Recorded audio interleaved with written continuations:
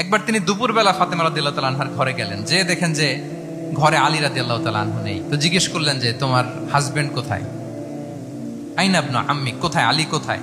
তো বললেন যে কানা বাইনি ওয়া বাইনাহু শাই, আমাদের মধ্যে একটু ঝগড়াঝাটি হয়েছে আর কি, মনোমালিন্য হয়েছে। ফাগাদাবানি, উনি একটু রেগে গেছেন আমার উপর। ফাখারাজা ফালাম ইয়াকিল ইনদি, প্রত্যেকদিন খাওয়ার পরে তো এখানেই কাইলুলা করে, আজকার ঘরে কাইলুলা করে নাই, কই যেন চলে গেছে। তো কোথায় গেল? রাসূল সাল্লাল্লাহু আলাইহি ওয়াসাল্লাম লোক পাঠালো, খুঁজে দেখো আলী কোথায়। আলী রাদিয়াল্লাহু তাআলা আনহু উনি মনের কষ্ট নিয়ে মসজিদে নববীর মধ্যে শুয়ে আছেন। তো রাসূল সাল্লাল্লাহু আলাইহি ওয়াসাল্লাম খুঁজতে খুঁজতে মসজিদে নববীর ভেতরে গেলেন, দেখলেন যে উনি যে শুয়ে আছে, ওনার গায়ের জামাটা এক পাশে পড়ে আছে আর বালুর মধ্যে ওনার শরীর পড়ে আছে। তো উনি ডাকলেন কুম ইয়া আবা তুরাব, কুম ইয়া আবা তুরাব, মানে হে বালুর হে বালির বাবা আলী, বালির বাবা আলী ওঠো ওঠো। মজা করে বললেন যে ইয়া আবা তুরাব, যেহেতু বালি লেগে আছে গায়ে, বালির বাবা আলী ওঠো। ওখান থেকে ধরে এনে ফাতেমা রাদিয়াল্লাহু তাআলা আনহার কাছে নিয়ে দুইজনকে পাশে বসিয়ে এই যে আবার মিটমাট। এটা ছিল রাসূল সাল্লাল্লাহু আলাইহি ওয়াসাল্লামের ডেইলি বেসিসে একটা অ্যাক্টিভিটি। কনফ্লিক্ট তিনি রিজলভ করে দিতেন। সহিহ বুখারীতে একটা অধ্যায় আছে কিতাবুস সুলহি ফিল বুখারীতে আছে কিতাবুস সুলহ, এটার নাম, অধ্যায়টার নাম হচ্ছে কিতাবুস সুলহ, মানে মীমাংসা করে দেওয়ার অধ্যায়।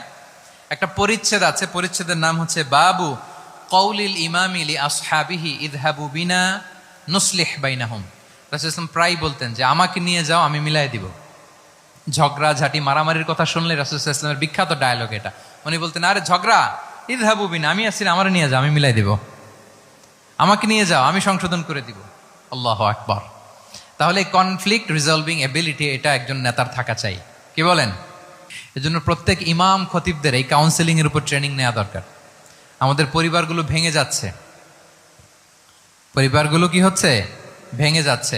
আমি পশ্চিমা দেশে আমাদের অনেক স্কলারদের দেখেছি যারা ইমাম এবং খতিব, তাদের আলাদা করে উইকলি 7 ঘন্টা 8 ঘন্টা 10 ঘন্টা এরকম রাখতে হয় ফ্যামিলি কাউন্সেলিং এর জন্য। যাদের মধ্যে বিরোধ, হাজব্যান্ড ওয়াইফের ঝামেলা চলতেছে, উনি কাউন্সেলিং করে, এটা খুব জরুরি। আল্লাহ রাসূল সাল্লাল্লাহু আলাইহি ওয়াসাল্লাম এটা করতেন, সাহাবাদের মধ্যে করতেন, ইভেন নিজের স্ত্রীদের মধ্যেও করতেন। সহিহ বুখারীতে এসেছে ওনার স্ত্রীদের মধ্যে 2টা গ্রুপ ছিল, পজিটিভলি নেন, 2টা গ্রুপ, আবার এটা ওই গ্রুপ মনে করেন না। অর্থাৎ মানবিক কারণে সামান্য যে জেলাসি থাকে এক স্ত্রীর সাথে আরেক স্ত্রীর, এটা তো খুব স্বাভাবিক।